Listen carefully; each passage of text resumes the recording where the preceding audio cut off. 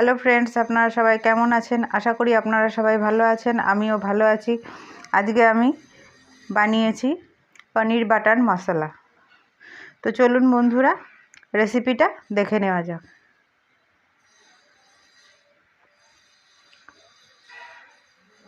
এখানে আমি প্রথমে গ্যাসটা ধরিয়ে ফ্রাইং প্যান বসিয়ে নিয়ে তার মধ্যে 4 টেবিল চামচ সাদা তেল দিয়ে দিয়েছি।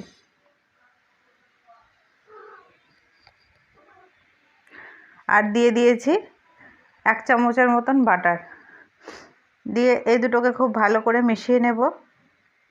মিশিয়ে নেওয়ার পর এখানে আমি দিয়ে দেব 3টে এলাচ, 4টে লবঙ্গ, একটা গোটা বড় সাইজের পেঁয়াজ কুচিয়ে নিয়েছি,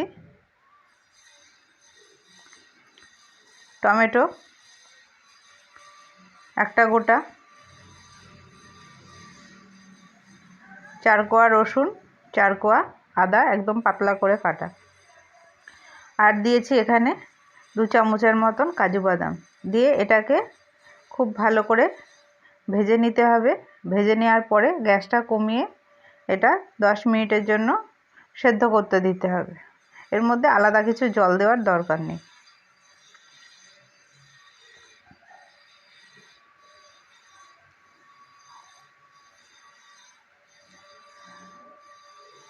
আমি ঘরে আমার যে উপকরণ ছিল তাই দিয়েই বানিয়েছি। এবার এটাকে আমি ঢেলে নিলাম, ঠান্ডা হতে দেব। তারপর মিক্সির মধ্যে এটা আমি পেস্ট করে নেব।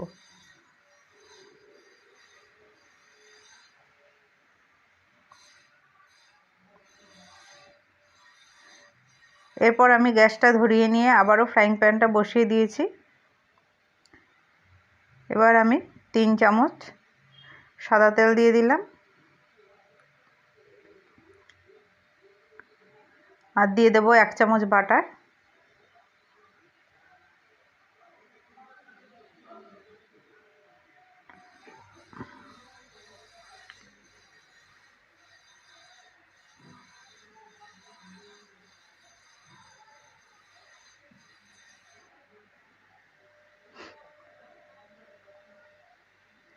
একটা তেজপাতা, একটা ছেঁড়া কাঁচা লঙ্কা, লঙ্কার বীজগুলো কিন্তু আমি ফেলে দিয়েছি। আর দিয়ে দিলাম একটা ছোট সাইজের কুচনো পেঁয়াজ।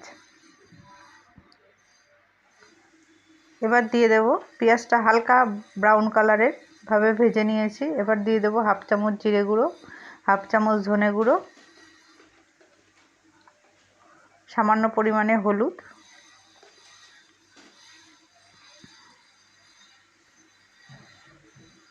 লবণ স্বাদ অনুযায়ী, কাশ্মীরি লঙ্কার গুঁড়ো 1/2 চামচ,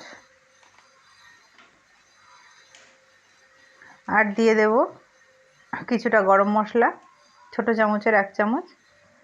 দিয়ে এই মশলাগুলোকে খুব ভালো করে ভেজে নিতে হবে। এবার আমি এগুলোকে একসাথে মিক্সিতে বেটে নেব, পেস্ট করে নেব। এরপর আমি এটা ছাঁকনির সাহায্যে ছেঁকে নেব, যে মশলাটা পেস্ট করে নিয়েছিলাম।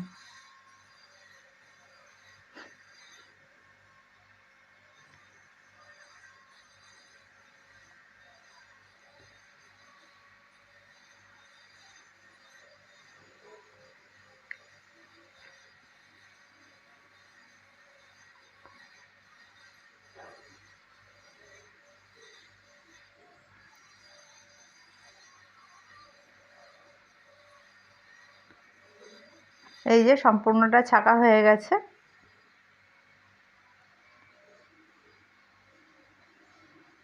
এদিকে মশলাটা ভাজা হয়ে গেছে। এবার আমি এর মধ্যে এই পেস্টটা দিয়ে দেব। দিয়ে ততক্ষণ পর্যন্ত ভাজতে হবে যতক্ষণ পর্যন্ত তেল ছেড়ে না আসে।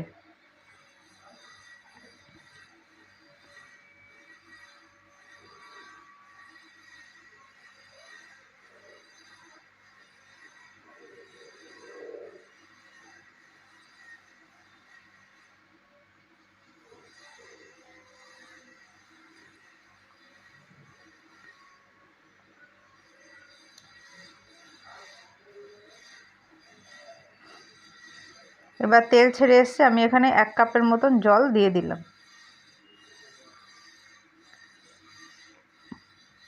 দিয়ে এটাকে একটু ফুটতে দেব।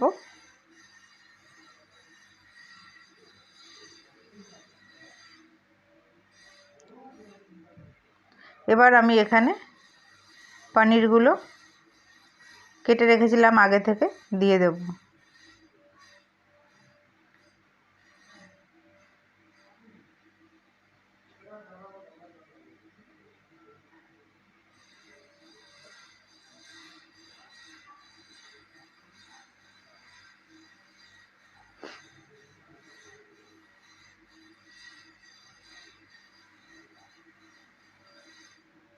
এবার 2-3 মিনিট এটা রান্না হতে দেব।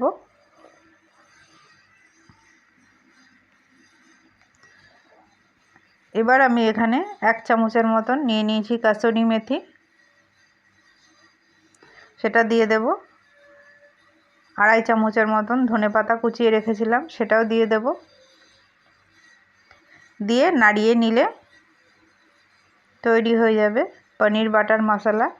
এখানে আমি চিনিটা অ্যাড করিনি, আপনারা চাইলে সামান্য চিনিও দিতে পারেন। ভিডিওটা ভালো লাগলে লাইক করে দিয়ে পাশে থাকার অনুরোধ রইল।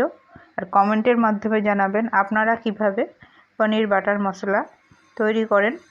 এটা রুটি, পরোটা, বিরিয়ানি, ফ্রাইড রাইস সব কিছুর সাথেই ভালো লাগবে। আজকের মতন এখানেই শেষ করলাম।